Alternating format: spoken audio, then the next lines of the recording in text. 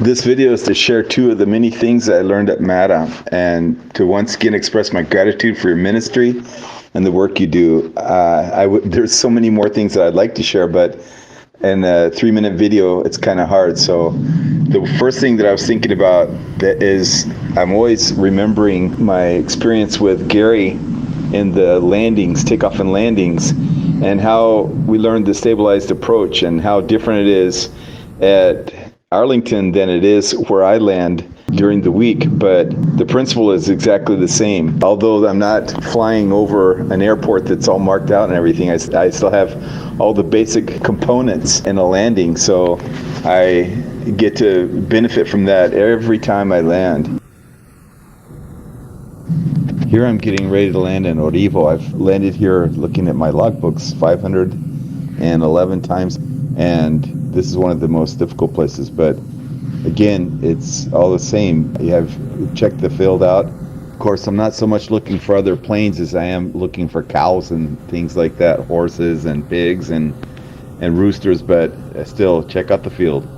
When I come in, then I have my downwind, turn to base, and then turn to final, and everything is all set up.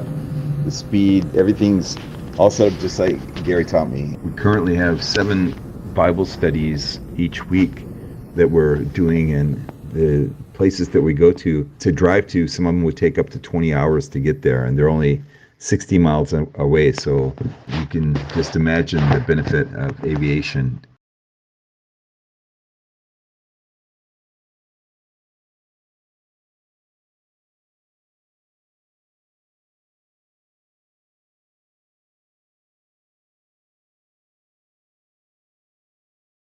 Another really valuable lesson was training under the hood. All the different things that I was taught at MATA, that's one of the things that's really come back to save me.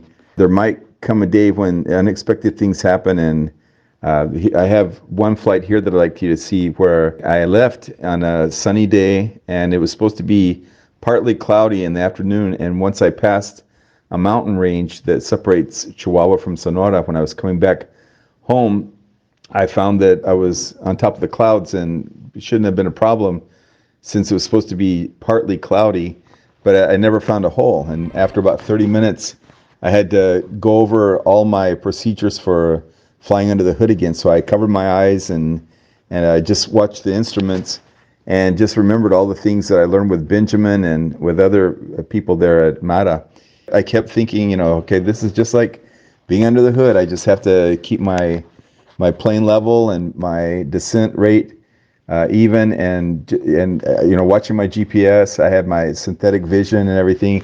And actually, I don't want to say this, don't repeat me on this, but I actually enjoyed going to the clouds. It wasn't a terrible experience or anything. It wasn't something that I was wanting to do, but it's something that I had to do to get down. I also had on the ground, I had my ground team, my wife, who was telling me that there was good clearance on the ground, so I wasn't worried about that. And what a blessing when I broke through the clouds, still at about 1,500 feet above ground level, and no problem. I got home with no problem.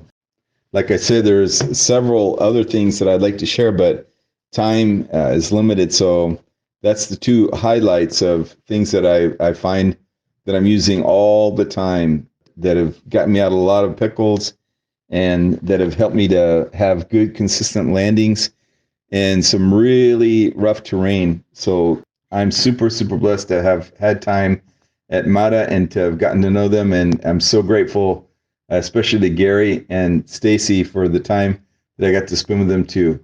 Stay safe and God bless you all.